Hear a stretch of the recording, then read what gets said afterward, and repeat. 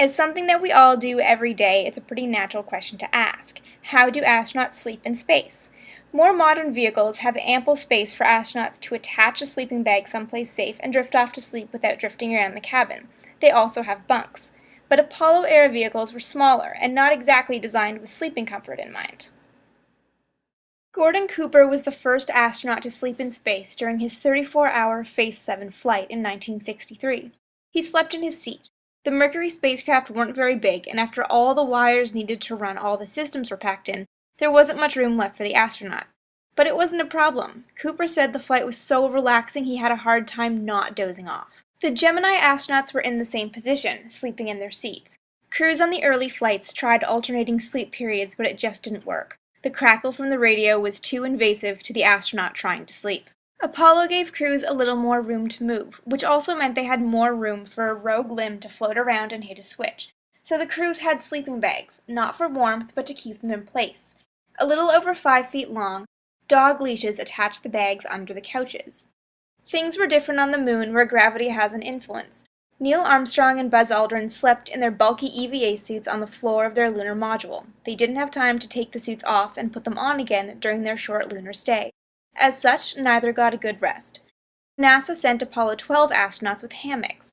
Hanging perpendicular one over the other, the crew slept a little better. Though still in their bulky suits, it was an uncomfortable sleep. Only the Apollo 15, 16, and 17 crews stayed on the moon long enough to take their suits off at night. They all slept much better than previous crews, giving them the energy they needed for their much more vigorous surface activities. And now you know how astronauts sleep in space.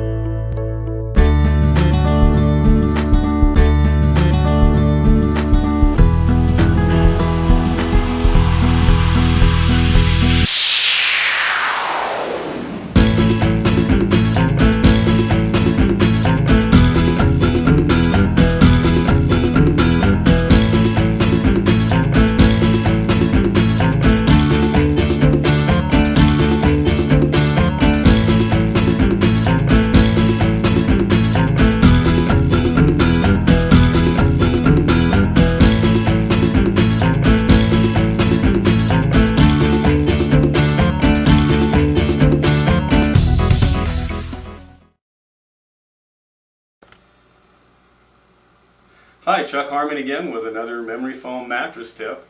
I want to show you how you can tell whether your mattress is giving you proper back support or not. And joining me today is the lovely Angela to help me out. And Angela, I'm going to ask her to try and push her hand between the small of her back and the mattress.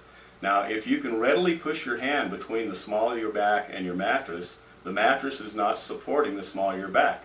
So just lay flat, don't try to turn up, and now try pushing your hand in there again. Is it difficult? Yeah, I have to either lift up or push the mattress down to get in there. Okay, so that means she's getting proper support in the small of her back because the mattress is actually pushing up against and supporting the small of her back. So that's the next tip. We'll see you on the next segment.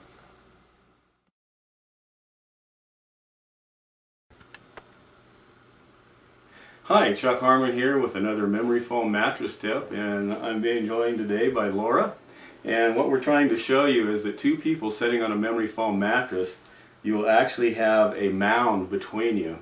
Now if you compare this to your inner spring or an old-fashioned Benel spring mattress, two people sitting this close, the mattress would tend to be like this and you would be leaning in towards each other, which would demonstrate when you're laying in the bed close to each other, you're going to create a valley and you're going to tend to want to be rolling into each other.